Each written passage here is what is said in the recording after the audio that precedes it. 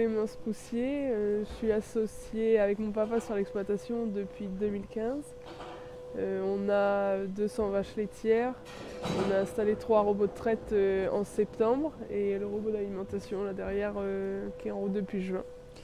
On a fait un bâtiment neuf qu'on a mis en service là pareil en septembre parce que notre bâtiment devenait trop juste et puis il y avait 130 logettes là pour les 200 vaches, ça ne collait pas.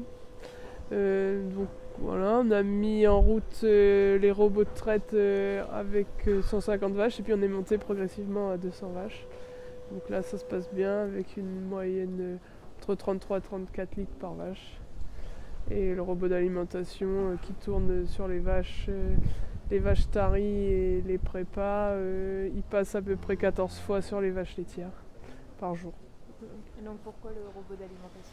Le robot d'alimentation, pour sa technique, il distribue toujours des quantités fixes, toujours les bonnes quantités, et puis plusieurs fois par jour. Ça apporte c'est un repas frais à chaque fois, il n'y a plus de concurrence à l'auge, et puis comme chez nous, sur des bâtiments larges, les tables d'alimentation sont assez réduites, et ça permet qu'il n'y ait pas de concurrence et que les jeunes aient leur place et puissent manger correctement. Et puis au niveau de temps de travail aussi, ça nous a fait gagner un temps considérable. Là, on passe une demi-heure par jour maximum à remplir les stockers, qu'on était plutôt de bonnes heures avant. Voilà, on remplit les stockers maïs, herbe tous les jours. Donc on a 4 stockers, on a le maïs, herbe, paille et puis de la luzerne.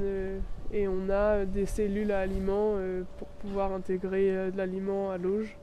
Et puis des petits minéraux aussi. On a une cellule pour le minéral vache et puis on a 3 autres petits minéraux où on peut intégrer ce qu'on veut. Nous on a des minérales vache tarie et puis prépa, mais on pourrait très bien mettre du bicarbonate. Enfin, voilà, on fait un peu ce qu'on veut. Ça permet de faire des rations complexes et celles qu'on veut, quoi. Nous on est passé du godet décilaire au robot, donc on a un mélange un meilleur mélange et les vaches mangent plus maintenant qu'avant. Elles trient plus non plus, il n'y a plus du tout de tri. En refus, on a quasiment plus de refus qu'avant, on en avait un peu tous les jours, quoi. C'est beaucoup plus cadré, je dirais. Là le robot il commence à 2h du matin et il finit vers 23h30 minuit, ça dépend de comment ça tourne dans la journée.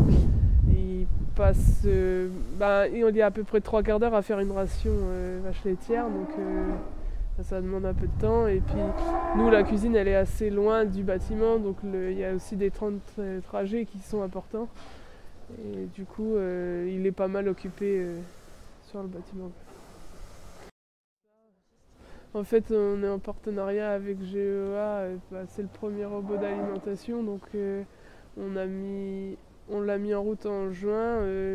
Ils nous suivent régulièrement, on doit leur remonter les informations, les problèmes, ce qu'on trouve qui sera mieux ou ce qui va bien aussi. Et eux derrière, il y a le suivi, ils sont là régulièrement et puis on avance ensemble sur le projet, quoi.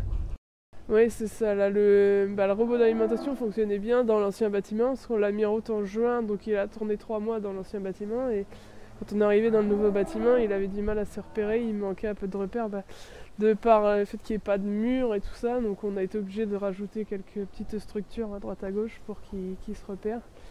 Mais voilà, ça c'est des adaptations, je dirais un peu en fonction des bâtiments et puis qui vont être améliorés dans les temps à venir, quoi. Mais c'est des éléments qu'ils n'avaient pas...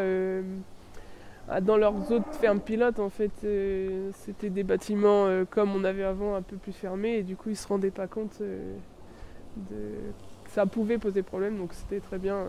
Ça leur permet aussi d'avancer avant d'en vendre, vraiment le mettre sur le marché, quoi.